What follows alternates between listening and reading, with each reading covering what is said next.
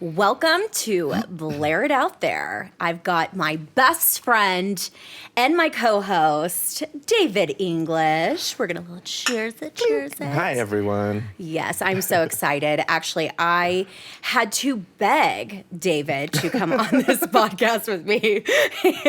And then I sabotaged everything, so he was going to be on it. So I had to show up. Oh, yeah, and you are going to be on this at all times because why?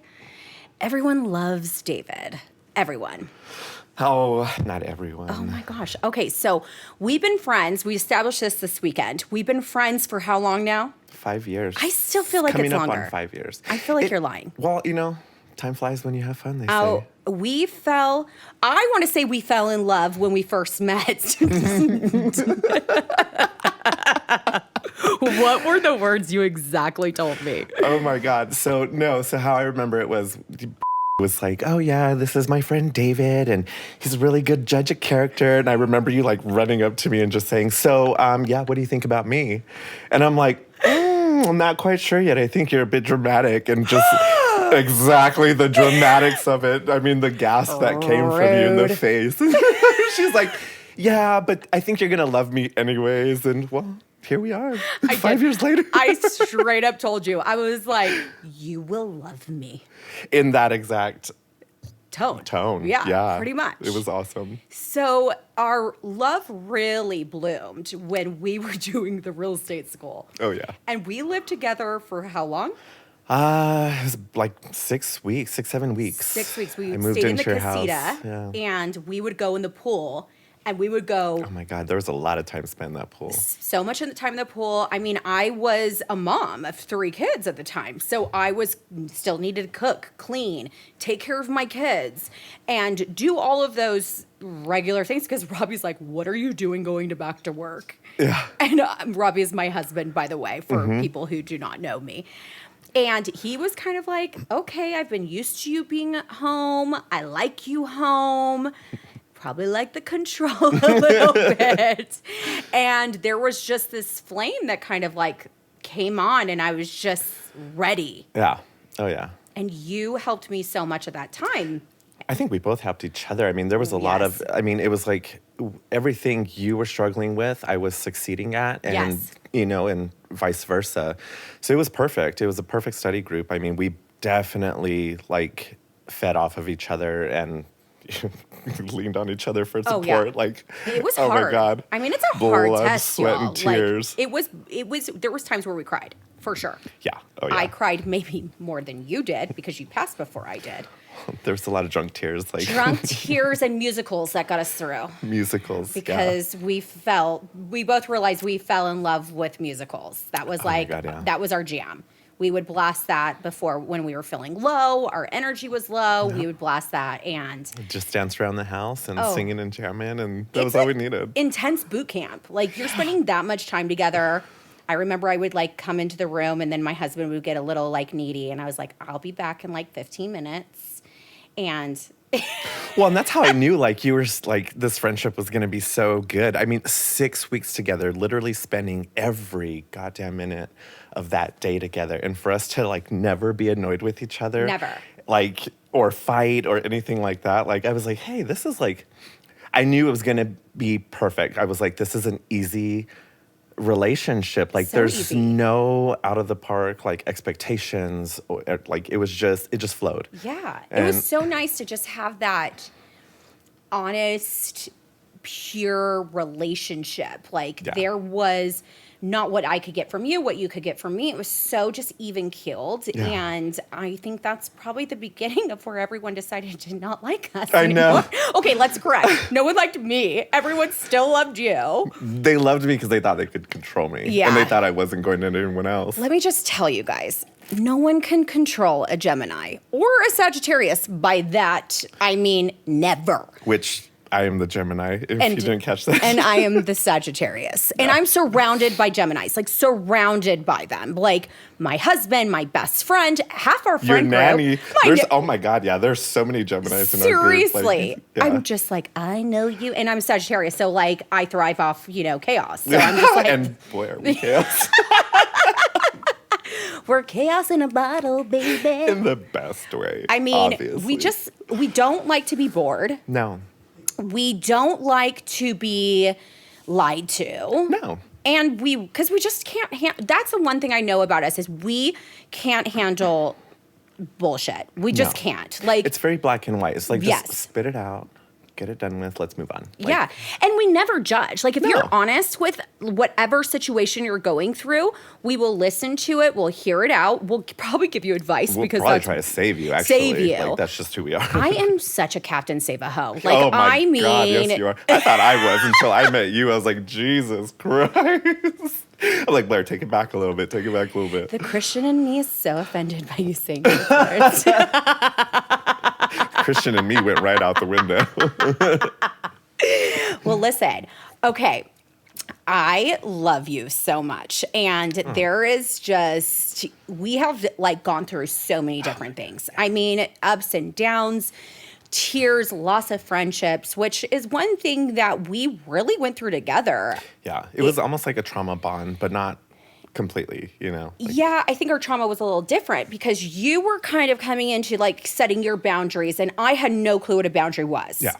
And I gave everything into these friendships and we still talk about like how like there's certain things I miss and I, miss those people and what we had. Yeah, what we thought they brought to the Yes. table at the time, which, I mean, it's not even what we thought. Like, they definitely did bring a lot of good times to the table. Oh, but I mean, amazing. If we could take the end game out of it and then we would appreciate everything that they brought. Yeah. I just think now for you guys that don't know, and you probably have experienced this in life because I don't think we talk about it, is we talk about relationships and how friendships end, right? Mm-hmm. Or we talk about relationships and how heartbroken you are and you have to go through this healing time. Mm-hmm. But what we do not talk about enough is how friendships ending feel like a death. Are just as heartbreaking, yeah. Oh my gosh, Yeah. It's devastating. When people think like a friendship isn't a real relationship, like people just think relationship and equate that to romance, and that's not the case at all. It's like every No. relationship is exactly that, a relationship to be nurtured and cherished. And when a relationship ends, despite what type of relationship that is, it's still like crushing, especially, if it ends in such a dramatic way as we experience. Like you're left still wondering like why or what could have changed, what could have been different, what could have been better, what could I have done? I went through how many times did I say? Oh, what did I God. do? So for you Yeah. guys trying to figure out what happened, I'm just going to break it down to you. We both had an amazing girl group, and there was about four and a half. So 4.5 of us, and we were so close. We did absolutely everything together. And for some odd reason, once we got through this real estate, we, meaning Blaire and I, we got through it. Literally, once we got together for it, Things actually. started popping up, and I was completely kicked to the curb. No, like reasonings, no anything. And I sadly went like sad girl and was like, what can I do? Can you guys like just love me? Like, let's get together. And it was straight up like, no. And Like, the hard part was that it was just you. Like I think that was the most like mind-boggling thing about it was, and the majority of those friendships were friendships that you had already brought to the table. Yes. Like it was literally me friends that joined you. You're and brave. Your You're saying friends. names. I'm not saying names for anything. I'm going to keep those ones to the grave. Did I say? Going to. She's like, Oops. decline, delete, block, all the things. But yeah. All the things we already experienced. Well, they really did. It was a mass. I've seen things. Obviously, I've been through some major things in my life. And I've seen where people who I think love me and I love them back have turned on me. Yeah. And I think that was really hard for me to understand the why of it. I always want to know the why. Why do you do these things? Why would you throw me away? Like I really do reflect on my own person and think, how do you be better? And how can you prevent this from happening? And thank goodness you were there because that was one of the lowest times. I mean, my husband having, the affair with one of my good friends was definitely, yes, I did just, drop a bomb on there. You'll have to hear on that on another podcast.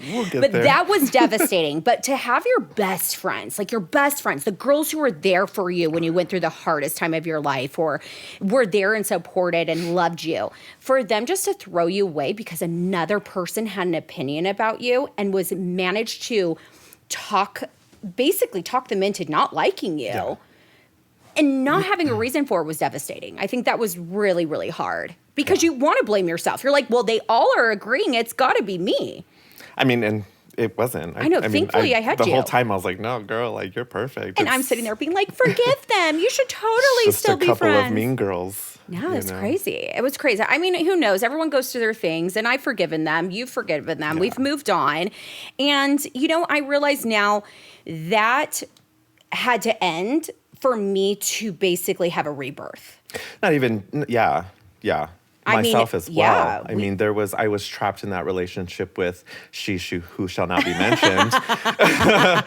And it definitely was a trap. Like it was one of those things, like I take my commitment serious no matter what their type of relationship, whether it's platonic, familial, or romantic. Like if I'm in it, like I'm in it. Yeah. And I think you're the same way. And I think that's what gets us into trouble is that, we're committed. Yeah. And when we're in, we're in. We're in. We give you everything we have, regardless of, like I said, type of relationship. Like it's just, we want to love you. We want you to love yourself. We want everyone to have a good time. And people take advantage of that. It's crazy. Or they're just jealous of it. And I'm not saying that these girls were. I'm talking about people in general. I think you see this energy and you see this bright light, and I've seen people try to duplicate or try to take it down.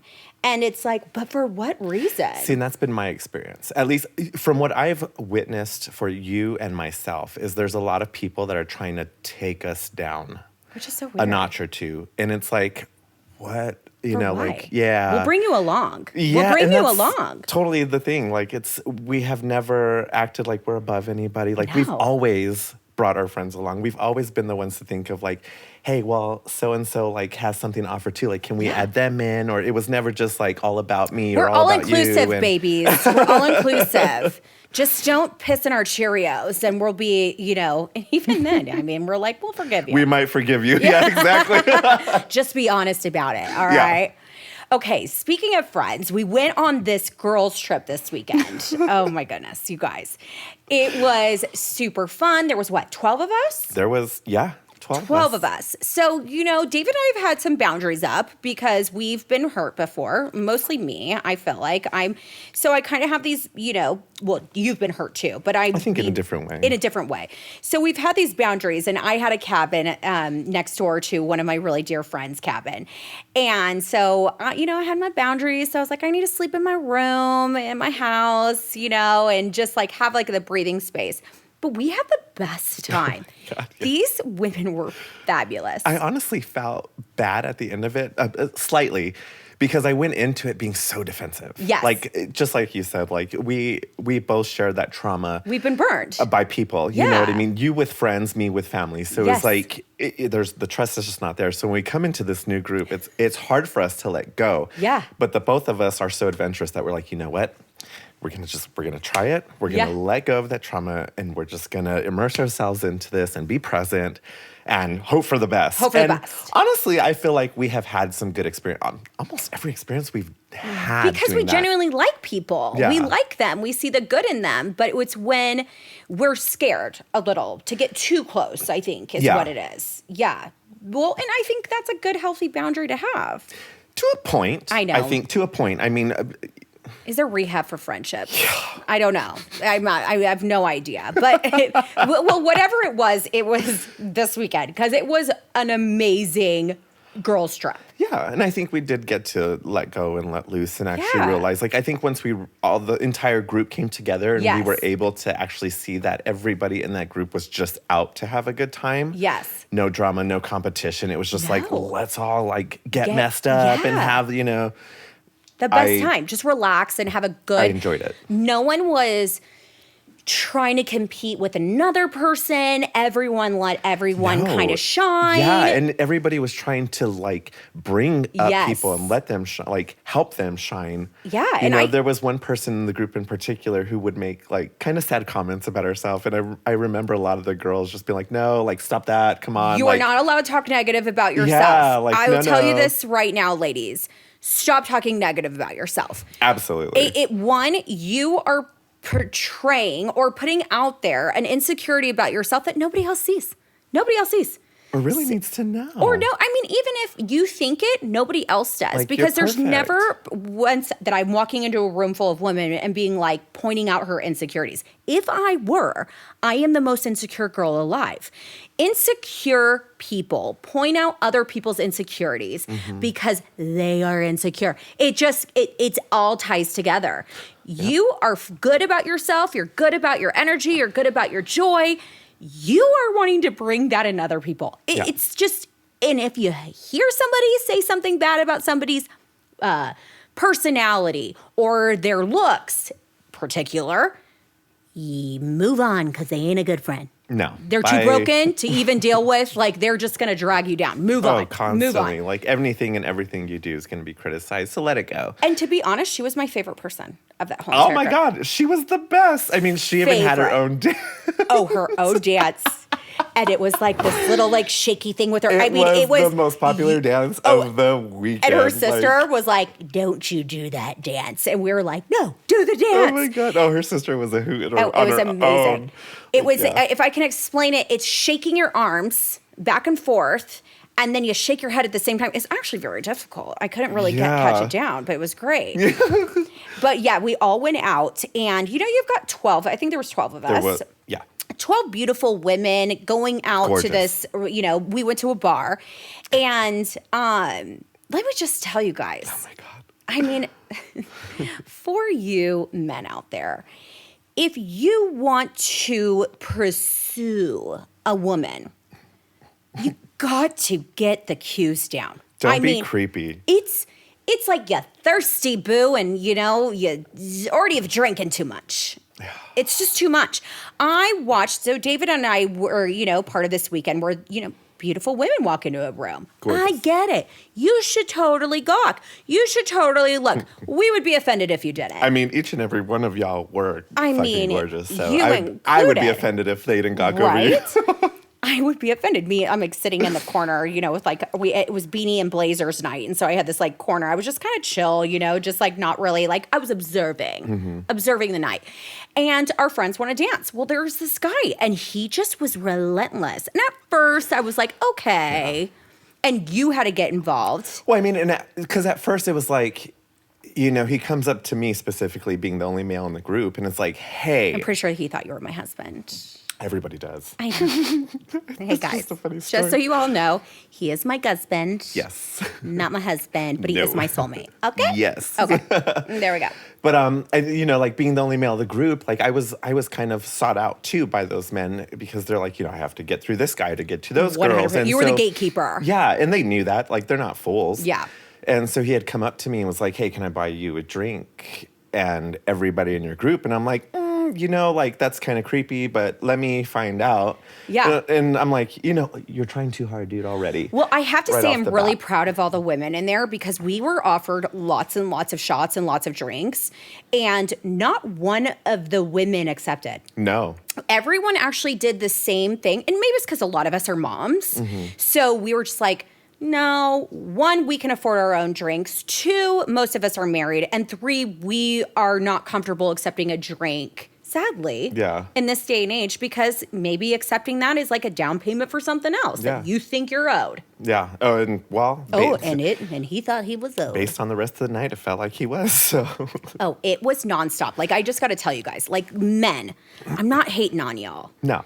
But what I am telling you is that you know how you like the hunting game? Like, every man's a hunter and they like love the chase.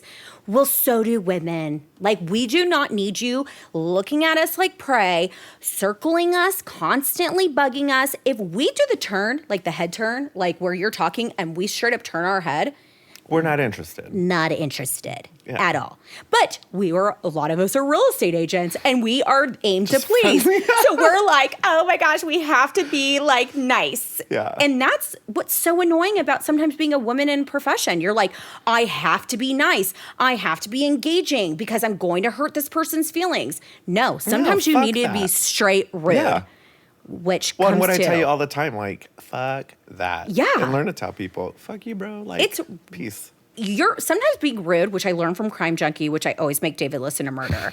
Rude can save your life. Absolutely. Rude can save your life. Because we are in a day and age. Or obnoxious. Oh, okay. Because that definitely saved yours this weekend. Okay. So let's get back to that. Okay. So David and I have discovered the word of distraction. The art. The art, not the word. The art of distraction. And, I was a little bored. Not bored of, like, the girls, because I love them. I think just bored of dealing with that said gentleman who 100%. Like, was just so relentless. And I was worried that you were going to get into a fight. Well, I almost did. And I think you came in just at that right time to kind of lighten the mood up. And that's exactly why you came in. I mean, because this guy, like, okay, like, going back, it's like, gentlemen, like, pursue these women. Like, absolutely. Like, how else are you going to meet women? Just don't be creepy. Like, know when enough is enough. Like, if a girl tells you no, no, back up, dude. Or drink a water. But my biggest thing was like, I was willing to let this guy have fun with y'all. It seemed like you guys were receptive for a little bit. Well, I wasn't receptive for anything, let's count me out. Well, yeah. I was a total bitch. But it was up until he started asking, like, where are you going? Where are you guys staying? But that was the one question he wouldn't let go. No. Was, where are you staying? He kept trying to figure out where we what were hotel are you staying at? Yeah, and that's when I finally, like, I'm overhearing this conversation. It was like the moment I heard him say, where are you staying? Like, I didn't even let him ask a second time before I jumped in and was like, dude, back up. No. Yeah. Like, inappropriate. You don't need to know. Like, now you're getting creepy. Like, absolutely not. If you want to know where we're going as far as to the next bar, absolutely. Come, join the fun. Like, you're having fun with one of our girls. Y'all are dancing, having a good time. Like, join in and continue that fun. But once said fun is done, like, take the fucking hint. Well, isn't that what he kept saying to you? He's like, we just want to have fun, man. No, his friend did. Like, he had his friend come up to me and was like, hey, just so you know, my friend wants to fight you because basically you're cock blocking him. And I'm like, bring it on, dude. Like, I don't care. And then I showed him what a true cock block was. Oh my God. And then that's when the night really began. I think because, like, Blaire saw the tension and Blaire's just like, fuck this. Like, David's really going to get in the fight. And it wasn't even just one guy at this point. It was like three of them. Oh, yeah. Which...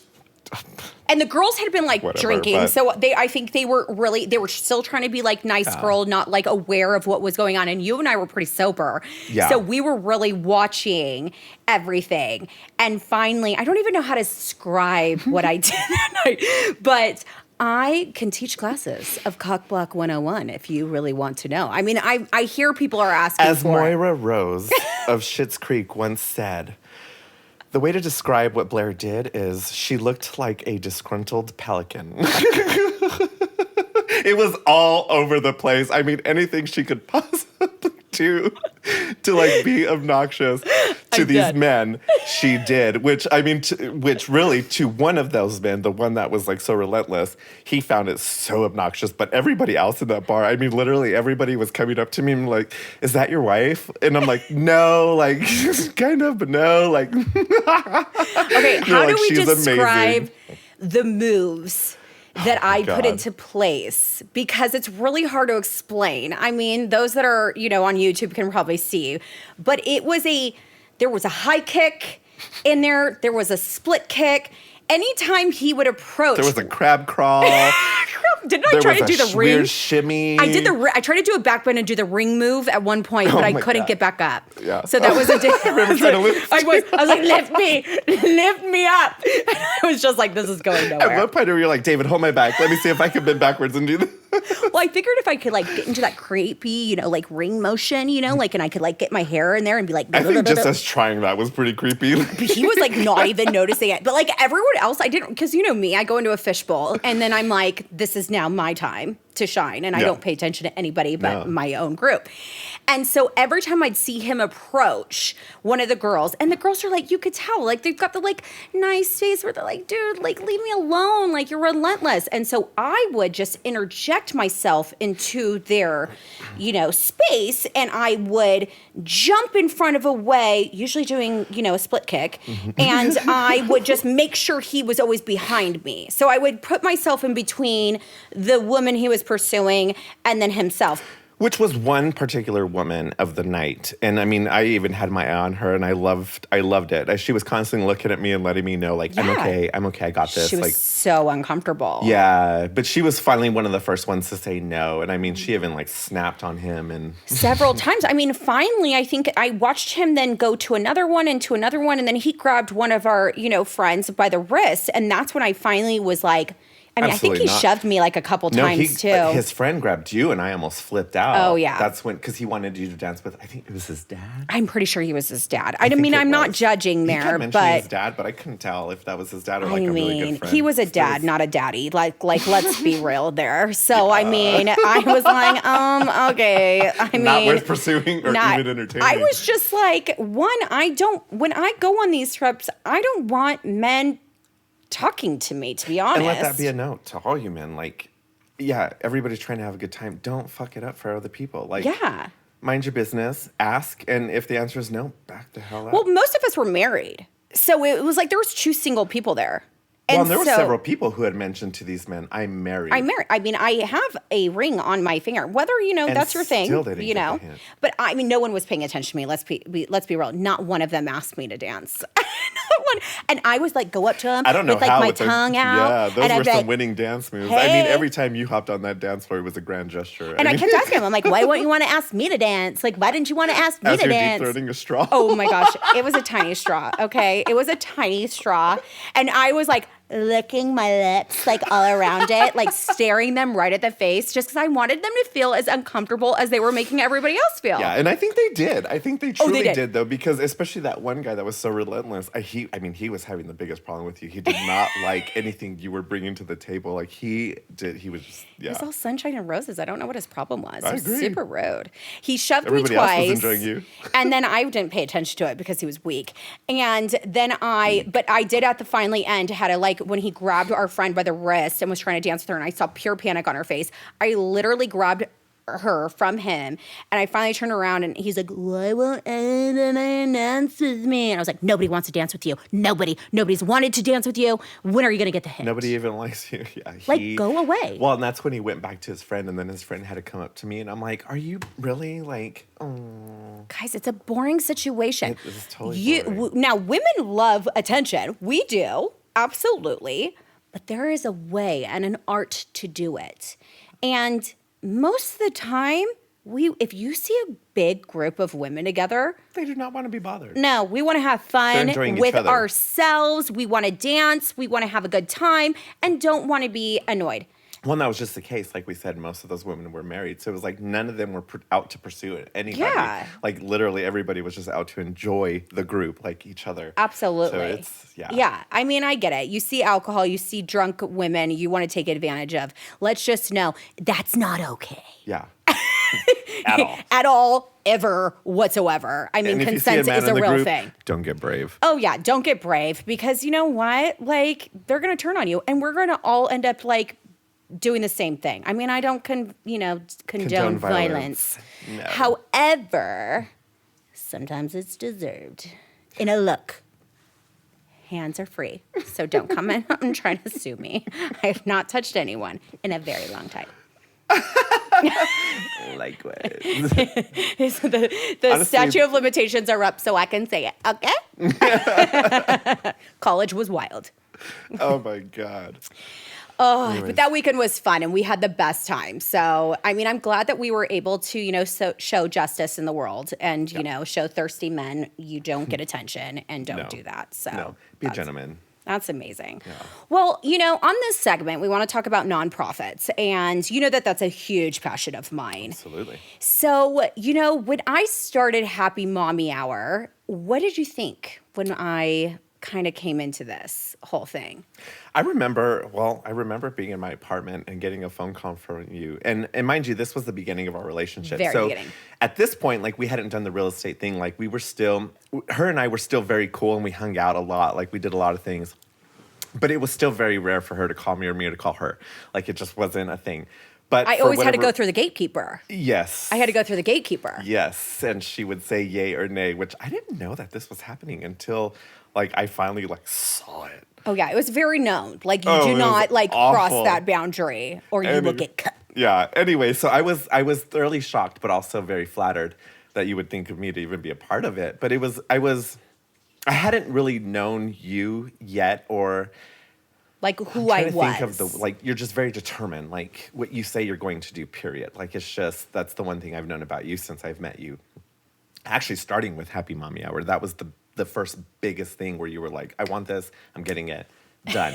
And it was like ever since then, everything you wanted to add to it or add on the side of it, I mean, like, you fucking did it. But I remember hearing it, I'm like, you know what, that actually sounds really cool. And it took me a while to realize how this came to be. And then I remembered the whole incident with Junior.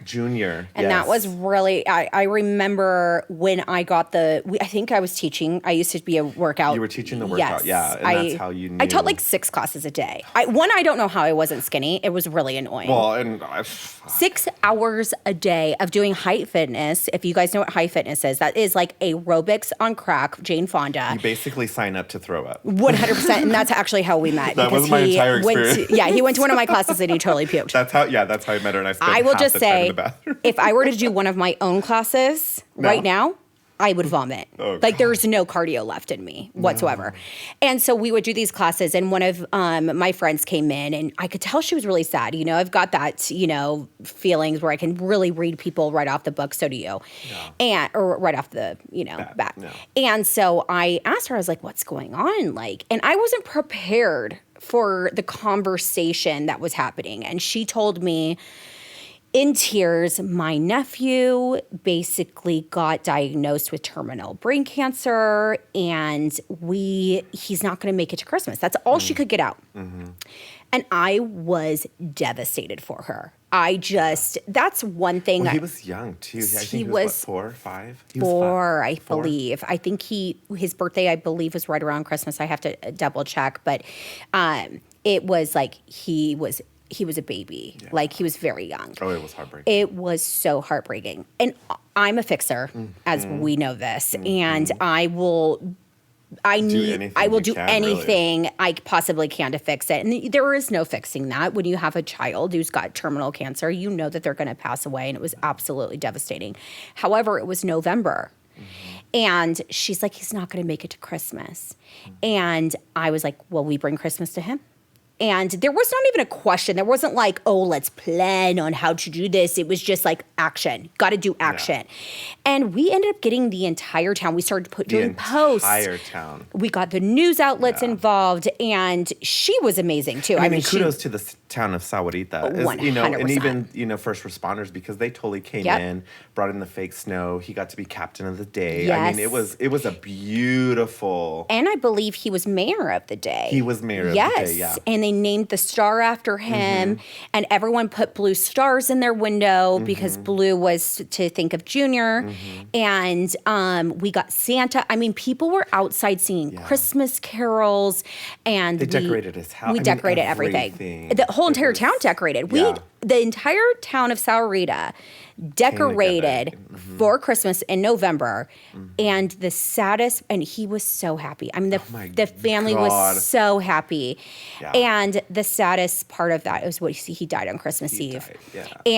But I still talk to his mom. And we kind of, go back and forth. And I just want to say, I told her, I was like, you are the reason why Happy Mommy Hour is alive. Happy Mommy Hour basically is a nonprofit. It's like a local Tucson Make-A-Wish. And that's what we created. And I said, you are the reason why. Because I knew that this was needed and anything to help you. And she's like, you made Junior's name memorable.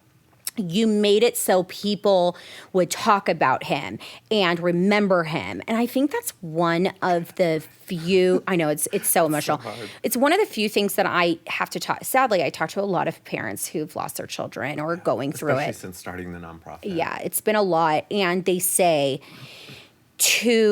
I just don't want anyone to forget them. I don't want anyone to forget them. And I think if you can keep them and their memory alive and talk about them, that's so huge for a parent. And we raised, I think, $16,000, I believe. It was around that. And, no one wants to pay for a funeral when you are going through the worst part of your life. Hasn't even started life. No. And I think we just tried to give them some glimmer of peace through that time. And as hard as it was and as emotional it was, and I mean, we prayed. I prayed over the house. I prayed over their family. We prayed for healing. And sometimes that prayer is not answered. It's not meant to be. And I mean, you hope it is, right? And, I really struggled with that because I remember getting down on my knees with God and being like, please, like heal this child. And it didn't happen. It was devastating. But I think that was probably like the precipice of you starting the Happy Mommy Hour was like, you probably couldn't help this one. So like, let me see who I can help and keep it going. I realized in that moment that I may not help heal. I may not help, the cure. I can't do that. I'm not a doctor. I'm not, a multi-billionaire that'd be able to. Cure, but you definitely help heal. I want to help heal in a way where that healing is personal and for you and whatever that to show people you are loved. Well, and that's the beauty of Happy Mommy Hour. Since you started it, it's grown like exponentially, and the amount of people that you have helped is just phenomenal. It's a passion. I mean, and it is, and I mean to the point where, if we don't have the time or the funds to even host a full-on fundraiser, you are literally going out of your way to give your own to help somebody. You know what I mean? Yeah. Which is still a big deal, and it's so like fucking beautiful in its own right. Like, Well, thank you, friend. no, Well, thank you're you. part of that. I mean, it's just this world's Thanks for having dark. me be a part of it. Yeah, I love it. I love you. And I think it's kind of my own addiction is to like help and that's what's hard. It's like there's so many people who reach out and there's so many of those things. And that's why a part of this podcast is I will be highlighting nonprofits that come on here because I think it's important to, get that information out there, whether you're struggling with a certain thing or and help your community. And help your community. Because if it's the one thing that you and I have learned going through this is nobody's alone. Nobody's and alone. nobody has to be alone. Yeah. There's always going to be somebody who's willing to help, whether it be a friend, a family member, or even a stranger. Yeah. And in our experience, you Yep. and I, it has mostly been strangers that have helped us. Absolutely. You know what I mean? So it's pay it forward.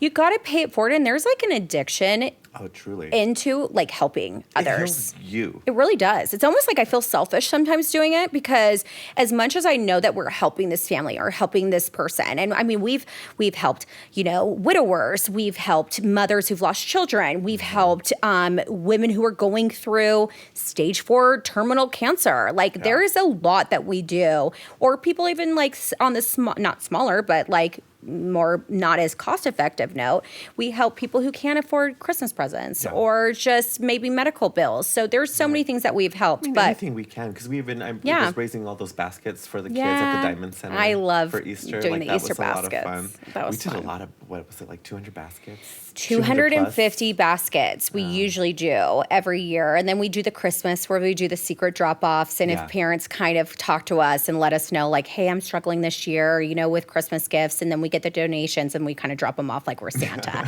And it's like, honestly, I feel like I'm the kid. I'm like, oh my gosh. I know you're not receiving anything. Like watching them that you're receiving that joy. But it's receiving the best gift possible. It's so exciting. If you do not know this, giving is the most like rewarding thing ever.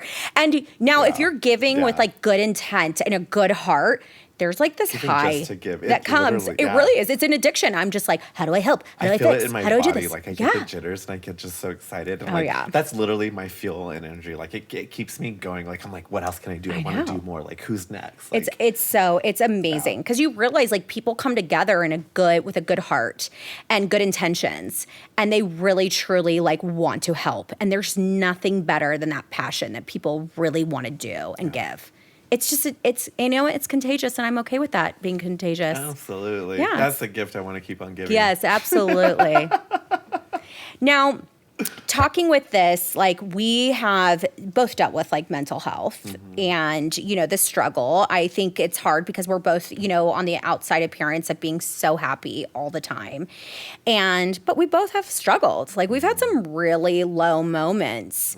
And thankfully we've had, our core group or each other to get through it. But there was some times where like it was tough. And how do you think when you're going through the hardest time, what do you think helps you overcome that? For me personally, especially right now, because I am going through a few things, isolation. Yeah. I find that kind of just isolating myself and being able to like gather my own thoughts without hearing any outside opinion is pretty helpful. But also I have like, my closest friends like you and Matt and Christina and Denise that I'm like constantly on the phone with. And it's like, hey, I need help. Like today's just a hard day. I'm struggling. Like I need to pick me up. Right. And it's wonderful. Like if anything, like find who you trust the most to help you get out of that. Like you specifically are like. I think I sucked the energy out of you. Oh my God! Don't say that. Not at all. Are you kidding me? No. Like you. Didn't I suck the bad energy? Didn't we go to a car and I was actually, like, I'm going? Yeah, literally. I kept like trying to suck the air out of it. I was fighting some demons, and you literally did. You literally like shook my entire body. It was like. Like demons, I'm like, I knew. I could literally feel it. Like suck those demons out of me energetically. Get in the car, bitch. We're going. Spit them out, and usually I'm like, don't spit, but she did. She was like, and then I felt all the negative energy that whole entire 2 weeks. You did, and you know what's funny is you had a lot of shit happen to you those first 2 weeks, and then you finally were like. But yeah, and you let him go, which what did I say to you? You were so much stronger than me at that time. Give it back. Yeah, you're like, I want to give it, take it back. And I couldn't. I was like, bitch, I'm free. No, I was stronger at that moment than you were at that moment. And I knew that. And I was like, give it to me because we need to snap you out of this. And I think good music, I knew God, it was good music, good I have food, to say good that conversation. when you have a friend that's struggling, whether they're talking to you or not, or expressing that, like, go drive down to where they are. Go kidnap them and put them in your car and go listen to some good music. And if someone... She literally kidnapped me this day. 100%. I mean, like, she knew I was going through it. And, like, I'm not somebody who constantly isolates. Like I am always out and about, like, loving people. And she knew, and she was like, you know what, I've had enough. Like, you're coming with me, I'm kidnapping you. I mean, she showed up to my work an hour before I got off to make sure that I couldn't sneak off. And she, like, sat in the front office waiting for me. 100%. 100%. She was like, no, bitch, I'm kidnapping you. No. You're mine. We're doing will this. Find like, you. Yeah, no, that was, like, not, I knew. I just, like, you have that feeling, and I knew you needed an outlet. And I was like, there's nothing I feel in control of this situation, and I just needed to get you out of that situation. And didn't you say like the next day you felt like this whole like relief? That night, I went home that night and felt free. Really? It was like free for the first time in since all the drama started. It was like 3 or 4 months. Actually, no, a year, because it had started since my son's birth. That I was going through it and just kept getting harder and harder. But like the last 3 months before you finally kidnapped me were like tough. And it was like that. Once the night ended and we said our goodbyes, like I didn't feel so heavy no more. Like I literally felt light, and I felt like, okay, whatever's going on, I can conquer this and I can make this happen. And then the night like the good news didn't end, because after that, then, my other best friend, like came in and was like, hey man, like kind of like felt each other out. Yeah. And was like, hey, I know you're struggling. Like I have a resolution for you. Like, are you willing to take it? And I did not expect to receive such a beautiful gift twice in one day. And I did. And from that moment on, like there was literally nothing that could keep me low anymore. That was God telling you were loved and you deserve it. And I needed it. Yeah. I needed it because I did. I felt so alone. And even though I knew I wasn't, because Yeah. like I said, I had you, I had Matt, Christina, and Denise, who have like my core group of friends. Yeah. So I literally could be my just like ugliest self Yeah. and know that I'm still loved. But even that though, like even knowing that you guys are there, I still isolated. But I don't know, having you guys there was a godsend. And since then though, it made me realize, because not that it's a race thing, but like being Latin, especially like in the Latin culture, you have to be tough. Yeah. You're not allowed to show emotions. Yeah. It's like, why are you crying? Yeah. So it was ridiculous. hard for me to accept everything that was going on. Like I kept trying to put on this facade that I was tough and I can handle it all, but I could not. Yeah. I couldn't. And it wasn't until that night that I finally decided to get help as well. And I remember like seeking therapy, and I was so got proud of it. you. I was so Yeah. proud of you. And for you guys that are going through this and having that feeling of being alone, remember you're not. Remember, like, see the good in everything. And I know it's tough because we've been through that. Like, where I'm like, see the good in everything. And sometimes you just can't. Yeah, Sometimes and you're I on the lowest of low. Right. And I think the hardest part, though, is like being in the lowest of low, you don't always think that people are there to help. Yeah. And it's like, know that people are there to help you. Yes. But the biggest thing is accepting the help. Accept it. And ask for it, because somebody is sitting there begging to give it to you. Yeah. Like, they're like, we love you. We appreciate you. And mental health and what you're feeling, you are not alone. There's so many people who go through it. People think I'm like the happiest, like, person ever, and I struggle constantly with it. So just remember, guys, if you're going through this, like, ask for help, go see therapy. There's nothing wrong with therapy. I love therapy. I go all the time. Oh, I love it. Absolutely. And find your person. Exactly. Yes. And that was the thing. Like, you find a good one, it's like talking to a friend. Like, my counselor now, 100%. love her. I know. I'm mean, so bummed I can't get into her. I know. I'm trying to get you in. But she, like, learned who I was so quick. And I love her because she calls me out on my bullshit. She's like, David, please. Oh, you were And I'm so like, mad at her at first. You're like, I hate her. God, I know. Yeah. I was like, I'm not crazy. I'm just going through some shit. Like, give me a break. This is when you put your fighting gloves on. You say, I'm going to fight for my life because the demons are coming to attack. And you put yourself in the most positive energy place ever. Now, that means detox Easy. away from everything that is negative. The biggest thing is people. And a lot of people don't realize, like, the biggest negativity in your life are the people you surround yourself with. And I had a lot of awful people that I had to clean out. Got to cut, snip them out. All of them. It's for your mental health. You're in a war. You're in a war with yourself. Are. So fight and do what you got to do to fight. And that means just remembering you are loved, you are important, and you are meant to be here and change the world. And if you feel the lowest you've ever felt, go help somebody in need. Definitely go help somebody in need. Go help somebody in need. And then you get to talk about, once you've conquered it, you get to talk, even if you're struggling it, you may not have conquered it. You talk about it, you're going to help somebody else. And that is like the best thing that I can wrap with is like mental health is real. Depression is real. This world's crazy. But be the positive, be the light, and do not ever stop fighting, because you are worth it. You're worth it. You are absolutely worth it. Absolutely worth it. And it goes, that was the one beautiful thing. Like, at the moment, I had backed up from Happy Mommy Hour a little bit, but knowing that I still contributed to one of our biggest fundraisers at the time definitely helped bring me out of that. Because like you said, it's like knowing you can help other people, even when you're in your lowest of low, will help you get out of it. Absolutely. It's a story to tell, and people want to hear your struggles and all those things. But thank you so much, my friend, for being on. I love you so much. I love you. And thank you so much for listening. Yeah. And we appreciate you on listening to me, Blaire It Out.